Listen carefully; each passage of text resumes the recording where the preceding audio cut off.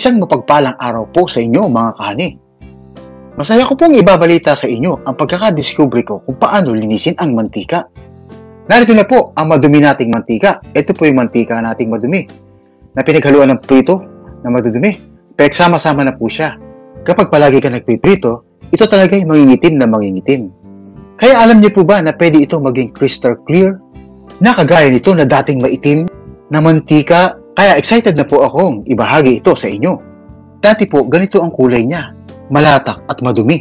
Pero ilang buwan na lumipas, hindi mo gagalawin, ito ay lilinaw at lilinaw.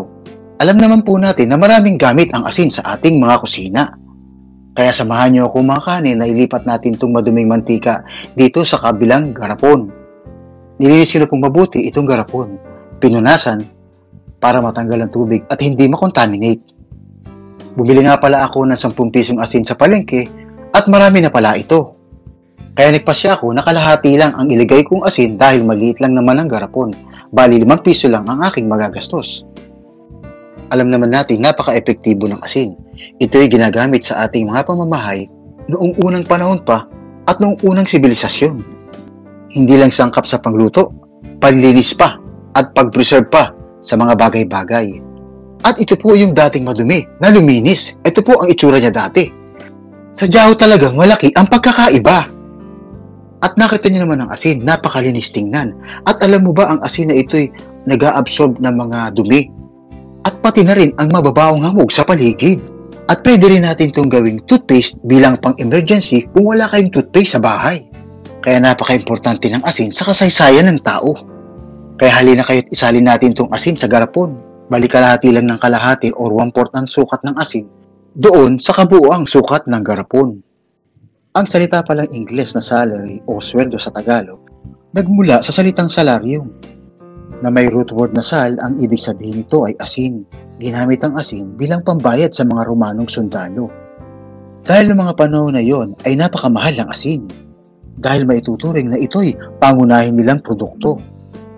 Nagsishare lang po ako ng konting kasaysayan at mabalik na po tayo dito sa ating pagpapalino ng asin, ng mantika. Ito po ang gagawin natin. Pagkasali natin ng asin dito sa garapon, ito po mga 1/4 na po ang sukat niya. Tsaka natin ilalagay itong mantikang madumi. Kaya tara na mga kahani at ilipat natin itong maduming mantika dito sa kabilang garapon na may asin na. 1/4 na asin ang sukat niya at isasali na natin ito. Ito po magiging itsura niya. Yung kalalabasan niya, malinaw na malinaw, na tinatawag nating crystal clear. Wag na wag nating gagalawin sa isang tabi para siya luminaw. Hindi po natutunaw ang asin sa mga langis o mantika, kaya hindi po siya posibleng lumasa sa mantika. Kapag inihalo lang po yan sa may tubig, tsaka siya lalasa. Kaya nakita niyo yung tubig dagat na maalat, umahalo po doon ng asin dahil may mineral deposit po na asin ang ilalim ng dagat. Ang pinakamainam nating gamitin ay sea salt dahil ang sea salt ay ibinilad sa matinding sikat ng araw. Pag susuriin mo yan, yan ay butas-butas. Pag tiningnan mo yan, pag ginawa ka mabuti at makikita mo yung parang itong kwadrado, para siyang butas-butas sa ilalim. Pag tiningnan ng microscope, ito ay butas-butas. Dahil ito para mapilter yung mga nasa ibabaw, lalong-lalo na yung mga particles, lalong-lalo ng particles ng mga langis or mantika. Total, asin din lang ang pinag-uusapan. 3 nga palang paraan para makakuha ng asin. Ito yung pagbibilad sa araw, pag binibilad ang tubig alat sa araw. Pag ito na natuyo, ito ay nagiging asin. At meron ding paraan na pagpapakulo or evaporation. Ang pangatlo ay salt mining na nanggagaling sa kuweba o sa ilalim ng lupa ang mga asin. Ang ginamit natin, sea salt or rock salt. Dahil ordinaryong asin lang ito. Ito yung butas-butas na may kakayanan para salain at sipsipin ang mga madudumi sa mantika. At meron pong isang simpleng tip lang. Kapag magpiprito po kayo ng isda, ay ihiwalay nyo ang mantika nito sa pinagprituhan ng mga manok.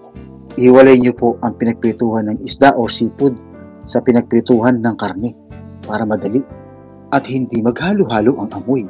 Alam niyo naman, pag sinama nyo ang amoy ng isda at amoy ng pinagprituhan ng manok, ay nag-iisa na po ang amoy niya. Parang hindi kaaya-aya ang amoy. Kaya narito na po mga kahani, isalin na po natin ang maduming mantika dito sa kabilang garapon. Kapag ililipat nga po pala natin yung maduming mantika dito sa kabilang garapon, yung pinakailalim niya ay ihiwalay nyo na. Para yung first step po na ginagawa natin sa paglilinis ng mantika ay magawa natin. Kailangan nating ihiwalay na kaagad ito. Yung mga latak sa ilalim ng mantika, pabayaan nyo muna ng ilang minuto, mga 20 minutes. Pagkatapos, pag bumaba na yung mga latak niya, tsaka nyo siya isasalin sa kabila para magawa nyo na kaagad yung first step ng paglilinis ng mantika. Ang naisalin po nating mantika, kailangan po ito'y malamig na bago nating takpan. Ang mantika po ito'y malamig na, kaya tatakpan ko na. Ito po yung pantakip ko. Tatakpan po natin ito. Ayan, ito po lang nagamit ko, kalahati lang. Pero titingnan nyo mabuti ang asin. Ang linis ng asin. Alam nyo ang karakteristik ng asin. Ito po ay pansala. Sinasala po yung mga maduduming mantika, lalo na yung mga latak na hindi nating nakikita. Mababa po kasi siya. At hindi lang basta bumaba, ina-absorb po ng asin yung pong mga maliliit na particles doon sa mantika. Kaya pala, hindi talaga pwedeng magsama ang asin sa mantika. Pero sa tubig pwede, kaya nga may sea tsaka salt. Dagat at saka asin. Tubig alat. Pero kaya niyang padikitin ang mga madumi ng mantika sa asin. Dumidikit siya ng kusa. Basta ibabad lang. Didikit at didikit yung mga madudumi doon sa mantika. Wala ko tayong particular na lalagyan. Kahit ang lalagyan, pwede. Pwede yung malaki, lalagyan. Basta depende lang sa dami ng mantika. Siyempre marami-rami din ng asin na dapat ilagay. Pero mura lang naman ngayon ang asin. Hindi naman siya kamahalan. Kaya pwede natin gamitin. Katulad ng binili ko, 10 pisong asin, pero kalahati lang ang nagamit ko. Para sa 2 liters na gamit na mantika. At pagkatapos po yung matakpan, ay ilagay po nyo ito sa isang tabi na hindi masisikatan ng araw, hindi ma-expose sa init. At mag-intay ng 2 hanggang 5 buwan para luminaw ang maduming mantika. Depende po yan kung gaano kadumi ito. Kapag dark pa yung kulay, huwag nyo munang gamitin. Hintayin na lang ninyo na luminaw ang kulay niya. Tsaka pwede na siyang gamitin. Pero alam po natin, maraming paraan para luminaw ang mantika. At isa na nga po yung cornstarch na ihalo sa tubig, titimplahin at saka parang ipiprito dun sa maduming mantika. Kailangan ng pamatagalang apoy para ito luminaw. So sayang ang apoy at saka LPG. At marami po pong ibang method na kailangan ng pagluluto. So gagastos pa kayo ng apoy at ng panahon para matanggal ito, yung madumi sa mantika. Pero ito'y kakaiba dahil ang gagawin po natin dito ay itatabi lang po natin sa sulok na may asin. Babayaan natin ng 2 to 5 months habang hindi pa lumilinaw po yung mantika, hindi muna natin gagamitin. Parang pinipreserve lang po ninyo para makita nyo kung malinaw na, tsaka nyo gagamitin. At sayang naman po ang mantika kung hindi natin ito mapapakinabangan at kaysa itapon natin. At saka itong mantikang ito na gamit na mantika ay galing mismo sa atin, hindi naman ito galing sa iba na alam natin na safe lamang. Kapag medyo, siyempre, pag nasusunog ang ating mga niluluto ay namumula or nangingitim na ito dahil sa mga latak. Pag inulit ng inulit, ay sobrang dami na at hindi na maganda yung kulay niya. Kaya kung magagamit yung asin bilang pampalinaw at pampalinis ng mantika, ay napakatipid nito. Kaya ito may papayo ko sa inyo at inyong subukan sa inyong mga pamamahay. Yun lang ang gagawin natin. Iimbak lang natin yung mga maduming mantika sa isang tabi na may asin siya, na may takip. Huwag natin gagalawin, pabayaan natin sipsipin ng asin yung mga debris o yung madudumi dun sa mantika. Automatic yan, lilinis yan at lilinaw. Pero huwag muna nyong gagamitin hanggat maitim pa ito. Kailangan muna nyong intayin kung ito ay luminaw na. Pero yung nga sinasabi ko sa inyo na kailangan po muna yung mga latak ay ihiwalay natin para yung pinaka-basic na paglilinis ng mantika. Ihiwalay na kaagad para may first step na kaagad ng paglilinis ng mantika.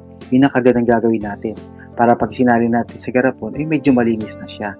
Hindi mahihirapan ang asin sa paglilinis dahil naka-first step na tayo sa paglilinis. Tinanggal na natin yung mga latak. At ito pong kalaman nito ay base lang sa aking na-discover dahil ako po ay madalas magprito.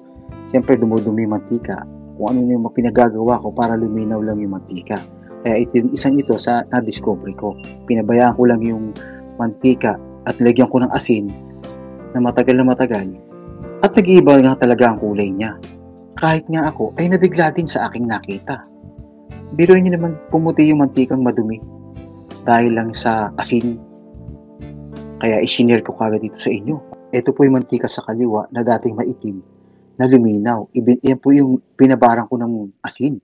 Kaya po nag-ibang kulay, nabigla din ako dahil luminaw siya at ginamit ko po sa pagpiprito kaagad. At effective naman, wala namang amoy at bumango pa na wala po yung mga amoy niya.